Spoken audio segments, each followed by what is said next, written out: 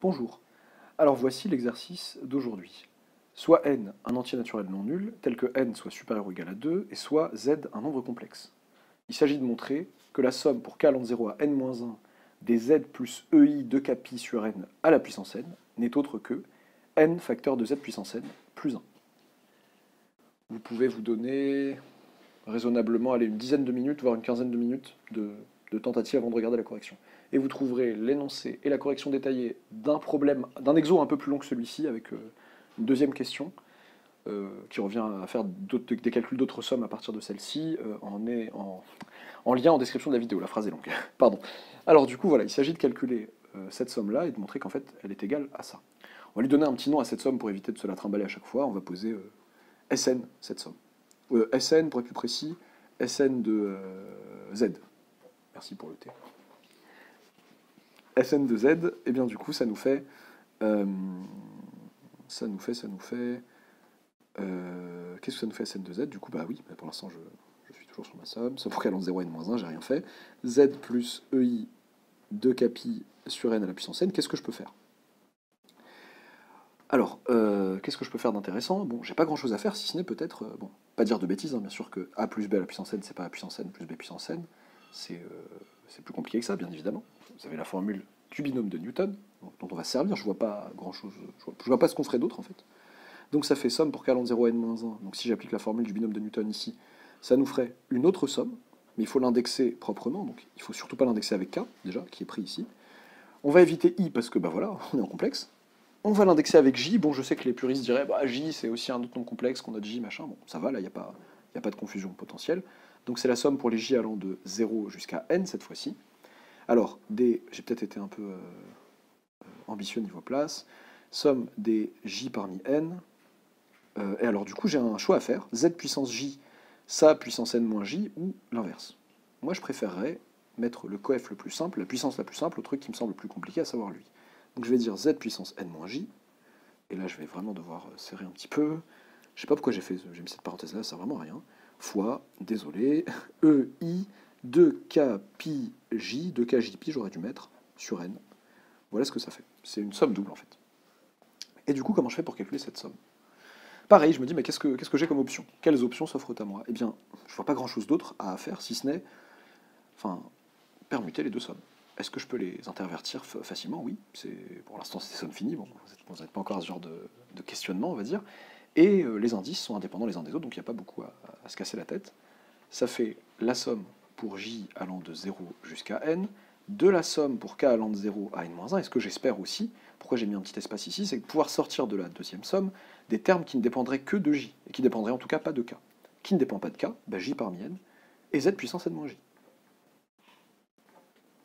Z puissance, oh là là, c'est vraiment, je sais pas pourquoi je sers comme ça, z puissance n moins j, c'est vraiment très moche, fois, donc, la somme pour k allant de 0 à n-1, c'est machin. Donc, c'est k qui bouge, et j'ai ces machins.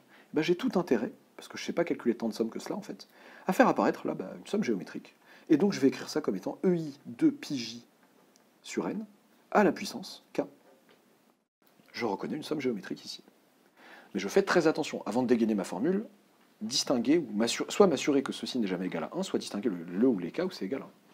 Je vais faire très très attention, quand est-ce que ei de pi j sur n est égal à 1? Donc quel que soit j appartenant à, du coup, 0n. Pour tout j appartenant à 0n, eh bien, ei de pi j sur n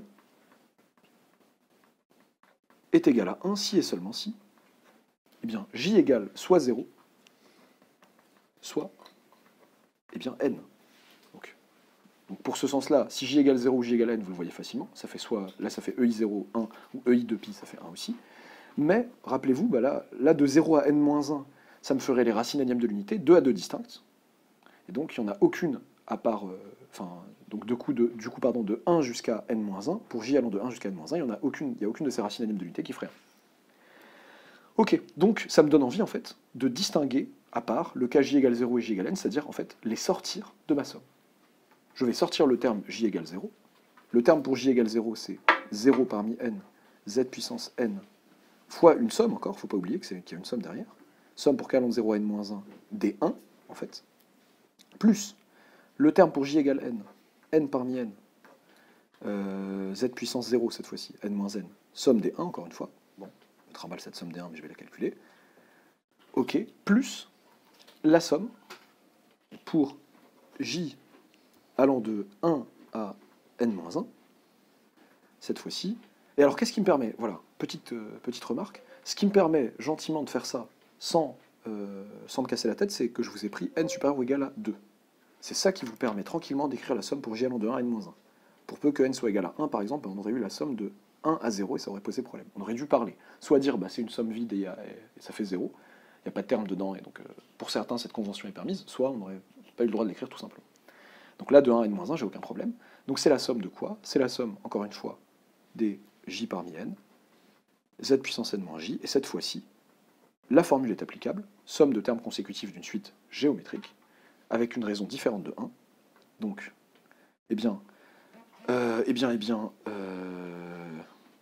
là ça commençait, attendez, j'ai un petit doute. Très bien, ça commence pour k égale 0, donc le premier terme c'est 1. 1 fois, donc le premier terme fois 1 moins la raison c'est ça, puissance, le nombre de termes qui est n, donc ça fait EI de πj en fait. Si vous remarquez bien, parce que EI de πj sur n à la puissance n, ça fait EI de πj. Sur 1 moins la raison, EI de πj sur n. Alors il s'agit de bien regarder ce qui se passe. EI de πj. Bah, EI de πj, c'est EI de pi à la puissance j. C'est-à-dire 1 à la puissance j, c'est 1 en fait. Donc au numérateur, j'ai 1 moins 1. Pour chaque terme de ma somme, ici j'ai du 1 moins 1 au numérateur en produit d'autre chose. Cette somme est nulle. Il ne reste plus que 0 parmi n qui fait 1, nombre de manières de choisir 0 élément dans un ensemble qui en compte n, fois z puissance n, fois la somme des 1 de 0 à n-1, il y a n termes, ça fait n du coup, plus n parmi n qui nous fait encore 1, z puissance 0 qui nous fait 1, fois le nombre de termes ici, fois la constante, ça fait donc n, plus on a dit une somme avec que des termes nuls, 0.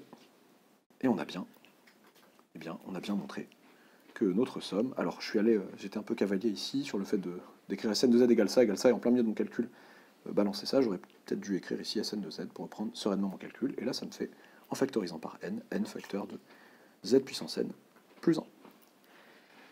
Voilà, comme je vous l'ai dit, vous retrouverez en description de la vidéo, en lien, un exercice avec une deuxième question intéressante à partir de cette première question, qui se sert de cette première question. Petit spoil, léger petit spoil pour la deuxième question.